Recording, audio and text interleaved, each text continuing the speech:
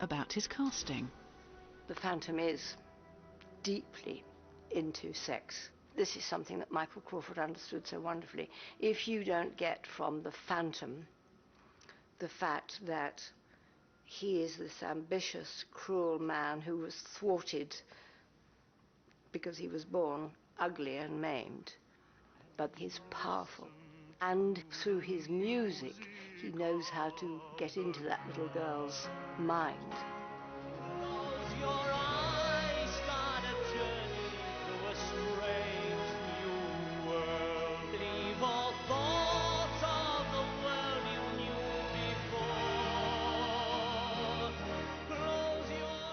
I found a certain walk that was cat-like, and the hands would move slowly. So I had my sleeves made shorter so that your hands looked very, very long, so that when you did put your hand in front of Christine and went down the front of her, it was a statement. It was a big statement. And that, I think, again added to the sensuality of it. The erotic heart of the show occurs when the Phantom abducts Christine down to his lair beneath the Opera House. He's really, really being powerful with her, and he's desperate because he feels he's not perhaps getting it where he should, and he goes up and he hangs on the grill at the back, and she brushes against him, and I've always felt that he must have got an erection, of course, and that she probably never felt that before in her life. It was totally sexually charged, the whole thing. From the role of the Phantom to Christine, those two parts, that's really what probably the root of it was about. His sexuality, he had it through his passion, so the audience had to recognize that. It's no good me coming out there and going, hey. I mean, wouldn't work at all. You alone can make my song take flight. Again, it's still too brutal. Really dig in on all that strange, erotic... The rehearsals chugged along. Then the company got together for its first run-through. Until now, few had seen Crawford and Sarah at work.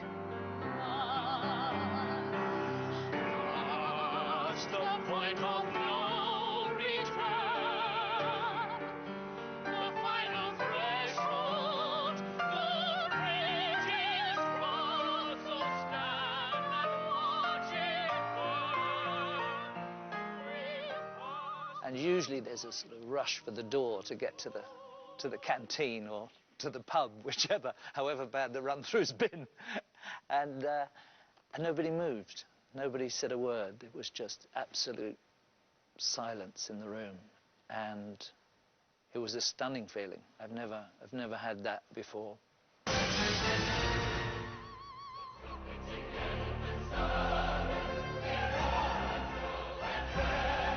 The race was now on to get the production ready for its opening, including the 200 costumes that Maria Bjornsson had designed for the show.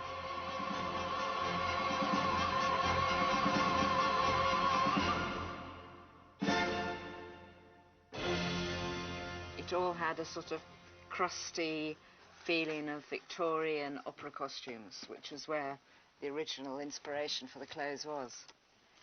Maria used trim upon trim. Nothing was what it was. It wasn't just this. It was this with some gold lace on top, and then maybe a little frilly edging, which Maria would call critzy critzy. Here's some critzy critzy right here, in fact. And the costume people would stand there watching us in horror because they had to, of course, sew it all on. 35 costume makers worked around the clock, while Sue's hunt for materials took her from bustling braid shops to swanky Savile Row. Is that the one that Michael Crawford wore himself? Yes, it was. And sari shops in the London suburb of Southall. We started looking at all these lovely motifs. You put that on a lady and then make a sort of corset underneath and bloomers. Yes. And they just look fab. I mean, the labour involved in this. I mean, we could never have possibly have asked costume makers to do all this. It would have taken years. We didn't have that long.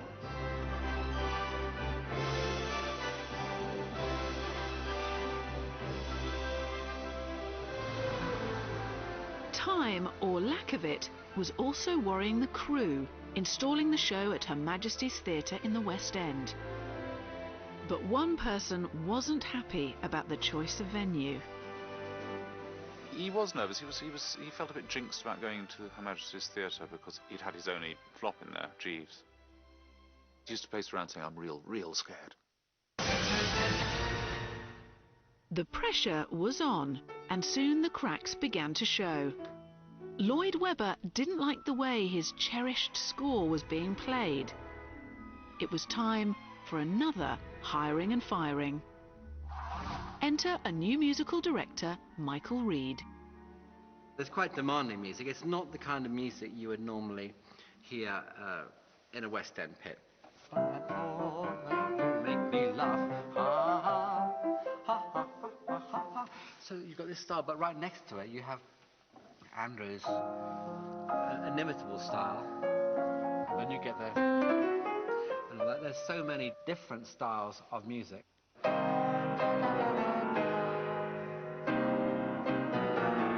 almost with that kind of sort of Victorian melodrama, which is so wonderful, and as soon as you hear that, you immediately picture, you know it's Phantom. But for the orchestra, the different styles were very hard to play. Amongst violinists, everybody knows this solo because it's sort of notoriously difficult. And it starts off like this.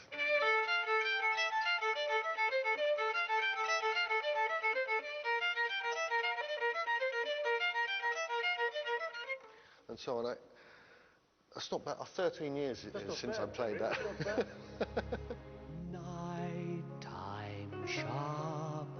And even the Phantom struggled with his signature tune.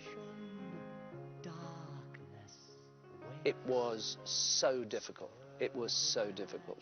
Just to take transitions so that you could make sounds that the audience felt were coming from deep inside him, so that you didn't sing slowly, gently. It wasn't going to be like that. It was going to be something that sounded the depths, that came from the depths of his soul. He is a perfectionist, and a perfectionist is a word he would hate to have to say in his Phantom makeup. He didn't like the letter P very much.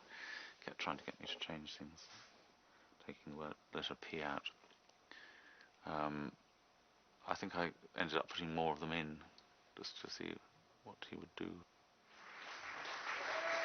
Charles Hart had rewritten most of Stilgoe's lyrics by the time rehearsals started. Charles stepped into the breach, and I think he's done a wonderful job, and I think it's the most exciting discovery I've seen from musical theatre for a long time. Really? Thanks, Hart. But one key song still needed tweaking.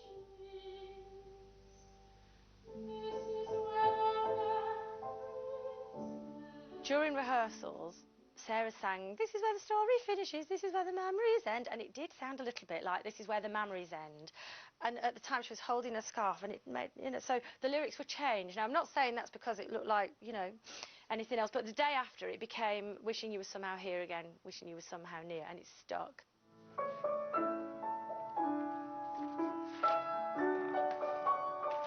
But Hart's big triumph was the romantic number "All I Ask of You," the tune that had stumped Richard Stilgoe.